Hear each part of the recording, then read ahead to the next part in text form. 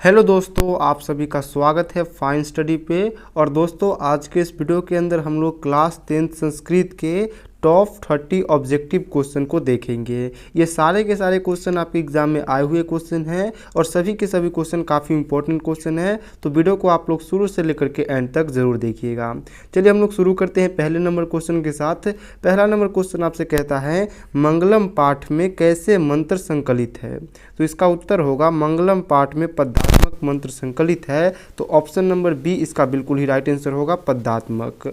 अगले क्वेश्चन की ओर बढ़ते हैं। अगला क्वेश्चन आपसे कहता है वेदों की संख्या कितनी है। तो वेदों की संख्या के बारे में पूछा गया है और आप सभी को पता होना चाहिए कि वेदों की संख्या 4 होती है। और अगर आपसे क्वेश्चन किया जाए कि वेदांग की संख्या कितनी होती है, तो वेदांग की संख्या 6 होती है और वेदों की संख्या 4 होती है। तो इसका क्या हो जाएगा, ऑप्शन नंबर सी बिल्कुल ही राइट आंसर होगा। अगले क्वेश्चन को देखिए। अगला क्वेश्चन आपसे कहता है महान से महान और सूक्ष्म से सूक्ष्म क्या है।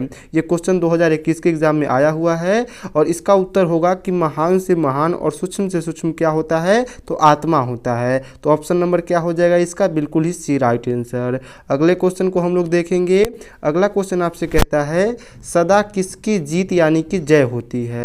तो इसका राइट आंसर होगा सदा सत्य की जीत होती है। तो ऑप्शन नंबर क्या हो जाएगा, 4 का बिल्कुल ही सी राइट आंसर। अगले क्वेश्चन को देखते हैं। अगला क्वेश्चन आपसे कहता है सबसे बड़ा शत्रु कौन है। सबसे बड़ा जो शत्रु होता है वो आलस्य होता है। ऑप्शन नंबर बी इसका बिल्कुल ही राइट आंसर हो जाएगा, आलस्य। अगले क्वेश्चन की ओर बढ़ते हैं। अगला क्वेश्चन आपसे कहता है शैशव संस्कार कितने होते हैं। काफ़ी इंपॉर्टेंट क्वेश्चन है और आप सभी लोग को याद होना चाहिए कि शैशव संस्कार 6 होते हैं। तो शैशव संस्कारों की संख्या कितनी होती है, 6 होती है। ऑप्शन नंबर ए इसका बिल्कुल ही राइट आंसर होगा। अगले क्वेश्चन की ओर बढ़ेंगे। अगला क्वेश्चन है मैथिली भाषा के कवि कौन है। तो मैथिली भाषा के कवि कौन है, तो राजशेखर बिल्कुल भी नहीं, विद्यापति। इसका राइट आंसर क्या हो जाएगा, विद्यापति जो है वो मैथिली भाषा के कवि है। तो ऑप्शन नंबर बी इसका बिल्कुल ही राइट आंसर होगा, आप सभी याद रखिएगा। अगले क्वेश्चन को देखते हैं। अगला क्वेश्चन कहता है नरक के कितने द्वार होते हैं। और ये क्वेश्चन भी काफ़ी इंपॉर्टेंट क्वेश्चन है, तो सभी लोग याद रखिएगा, नरक के 3 द्वार होते हैं। ऑप्शन नंबर सी इसका बिल्कुल ही राइट आंसर होगा। अगला क्वेश्चन आपसे कहता है कि आलस कथा के अंतर्गत मिथिला के मंत्री कौन थे। तो आलस कथा जो आपका एक चैप्टर है संस्कृत के पाठ में, उसके अंतर्गत जो मिथिला राज्य है उसके मंत्री कौन थे, तो उसके मंत्री थे वीरेश्वर। और वीरेश्वर कैसे मंत्री थे, तो दानवीर मंत्री थे। आप लोग ये भी याद रखिएगा। ऑप्शन नंबर क्या हो जाएगा इसका, सी बिल्कुल ही राइट आंसर होगा। अगले क्वेश्चन को हम लोग देखते हैं। अगला क्वेश्चन आपसे कहता है यह संपूर्ण संसार किसके द्वारा अनुशासित है। तो यह जो पूरा संसार है वो किसके द्वारा अनुशासित है, तो ये परमात्मा के द्वारा अनुशासित है। ऑप्शन नंबर बी इसका बिल्कुल ही राइट आंसर होगा। अगले क्वेश्चन को हम लोग देखेंगे। 11 नंबर क्वेश्चन आपसे कहता है नदियाँ नाम और रूप छोड़कर किस में मिलती है। तो जो नदियाँ होती है वो अपने नाम और रूप को छोड़ करके समुद्र में मिलती है। तो ऑप्शन नंबर क्या हो जाएगा इसका, ए बिल्कुल ही राइट आंसर। और आप लोग इस क्वेश्चन को काफ़ी अच्छे तरीके से याद रखिएगा। अगला क्वेश्चन देखिए, ये भी काफ़ी इंपॉर्टेंट क्वेश्चन है। क्वेश्चन आपसे कहता है ऋग्वेद में कितनी महिला ऋषिकाओं का वर्णन है। तो जो आपका ऋग्वेद है उसमें कितनी महिला ऋषिकाओं का वर्णन है, तो 24 महिलाएं ऋषिकाओं का वर्णन है। आप लोग याद रखिएगा। ऑप्शन नंबर सी इसका बिल्कुल ही राइट आंसर होगा। अगले क्वेश्चन को देखते हैं। अगला क्वेश्चन आपसे कहता है आलसाला में आग कब लगाई गई थी। तो आलसाला जो था इसमें आग कब लगाई गई थी, तो जब सभी आलसी सो रहे थे तब उसमें आग लगाई गई थी। ऑप्शन नंबर क्या होगा इसका, ऑप्शन नंबर सी बिल्कुल ही राइट आंसर होगा। अगले क्वेश्चन की ओर बढ़ते हैं। अगला क्वेश्चन आपसे कहता है भिक्खन टोला देखने कौन आया था। तो ये भी काफ़ी अच्छा क्वेश्चन है और इसका उत्तर होगा कि भिक्खन टोला को देखने के लिए अध्यापक आए थे, यानी कि टीचर आए थे। तो ऑप्शन नंबर क्या हो जाएगा, 14 का बी बिल्कुल ही राइट आंसर होगा। अगले क्वेश्चन को देखते हैं। 15 नंबर क्वेश्चन कहता है कौमुदी महोत्सव कब मनाया जाता है। तो कौमुदी महोत्सव जो है ये कब मनाया जाता था, तो ये मनाया जाता था शरद ऋतु में, यानी कि ठंडे के दिनों में। तो ऑप्शन नंबर क्या हो जाएगा इसका, डी बिल्कुल ही राइट आंसर होगा। अगले क्वेश्चन की ओर बढ़ते हैं। 16 नंबर क्वेश्चन आपसे कहता है कि घर की शोभा कौन होती है? तो इसका राइट उत्तर होगा कि घर की शोभा कौन होती है, तो स्त्री होती है। तो ऑप्शन नंबर क्या हो जाएगा इसका? बी बिल्कुल ही राइट आंसर होगा। अगले क्वेश्चन को हम लोग देखेंगे। अगला क्वेश्चन आपसे कहता है कर्मवीर कौन था? तो यहाँ पे कर्मवीर की बात हो रही है और आप सभी को पता होना चाहिए कि राम परवेश राम जो थे वो कर्मवीर थे। तो 17 नंबर का क्या हो जाएगा? ऑप्शन नंबर ए बिल्कुल ही इसका राइट आंसर होगा।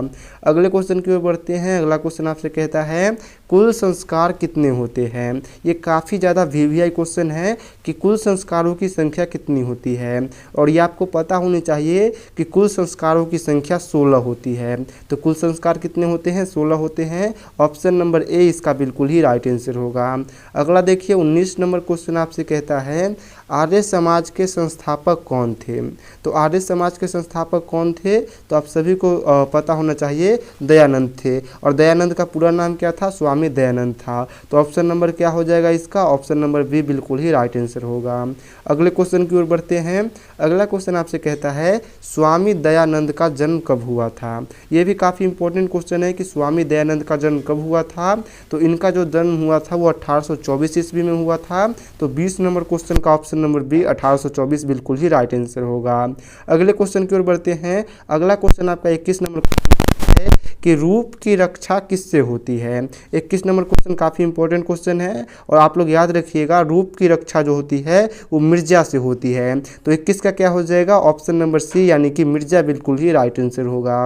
अगला देखिए, अगला जो आपका क्वेश्चन है 22 नंबर, वो आपसे ये कहता है कि पटना शब्द किस शब्द से बना है? तो जो आज का शब्द है पटना, जो कि बिहार की राजधानी है, ये शब्द किस शब्द से बना हुआ है? तो ये पटन शब्द से बना हुआ है, आप लोग याद रखिएगा। ऑप्शन नंबर 22 का क्या हो जाएगा? बिल्कुल ही सी राइट आंसर होगा। अगले क्वेश्चन को देखते है सिखों के 10वें गुरु कौन थे? तो सिख धर्म जो है उनके 10वें गुरु कौन थे? तो उनके 10वें गुरु जो थे वो गुरु गोविंद सिंह जी थे, और गुरु गोविंद सिंह का जो जन्म हुआ था वो बिहार की राजधानी पटना में ही हुआ था। तो इसका क्या हो जाएगा? 23 का ऑप्शन नंबर सी बिल्कुल ही इसका राइट आंसर होगा। अगले क्वेश्चन की ओर बढ़ते हैं। अगला क्वेश्चन आपसे कहता है नरक के कितने द्वार होते हैं? तो ये क्वेश्चन रिपीट हो गया है, और रिपीट होने का मतलब ये है कि ये क्वेश्चन ज़्यादा इंपॉर्टेंट है, क्योंकि जो ज़्यादा क्वेश्चन इंपॉर्टेंट होता है वो अक्सर रिपीट हो जाते हैं। तो इसका राइट आंसर आप सभी को पता है कि नरक के 3 द्वार होते हैं। 24 नंबर क्वेश्चन का ऑप्शन नंबर सी इसका बिल्कुल ही राइट आंसर होगा। अगले क्वेश्चन की ओर बढ़ते हैं। अगला क्वेश्चन आपसे कहता है मैथिली भाषा के कवि कौन है? ये क्वेश्चन भी रिपीट है कि मैथिली भाषा के कवि कौन है? तो विद्यापति है, आप सभी लोग याद रखिएगा। ऑप्शन नंबर क्या हो जाएगा इसका? बी बिल्कुल ही राइट आंसर होगा। अगले क्वेश्चन की ओर बढ़ते हैं। अगला 26 नंबर क्वेश्चन कहता है चारों आलसियों को कैसे बाहर किया गया? तो देखिए जो चारों आलसी थे, जब आलसशाला में आग लगी थी और वो लोग बाहर नहीं आ रहे थे अपने आलस के कारण, तो उनको केस पकड़ करके, उनका जो केस था यानी कि बाल था, उसको पकड़ करके उनको बाहर किया गया। तो ऑप्शन नंबर क्या हो जाएगा? ऑप्शन नंबर सी इसका केस पकड़कर राइट आंसर होगा। अगले क्वेश्चन की ओर बढ़ते हैं। अगला क्वेश्चन कहता है काव्य मीमांसा के लेखक कौन है?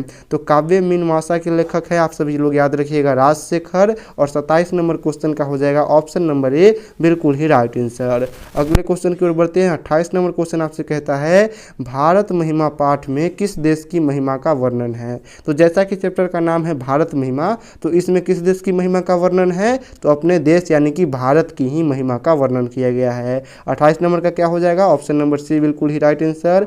अगला देखिए 29 नंबर क्वेश्चन आपसे कहता है भिक्खन टोला गाँव कहाँ है? तो भिक्खन टोला जो गाँव है वो कहीं और नहीं, हमारे बिहार में ही है। तो ऑप्शन नंबर क्या हो जाएगा? ऑप्शन नंबर डी इसका बिल्कुल ही राइट आंसर होगा।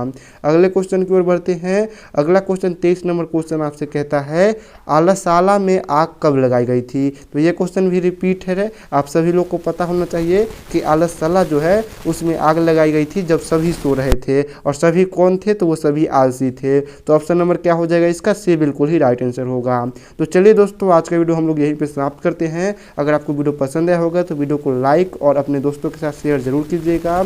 इसी के साथ आप अपने चैनल को सब्सक्राइब भी कर सकते हैं, जिस पे आपको इसी प्रकार के बहुत सारे स्टडी से रिलेटेड वीडियो आपको मिलते रहेंगे। तो चलिए मिलते हैं नेक्स्ट वीडियो में, तब तक के लिए बाय बाय।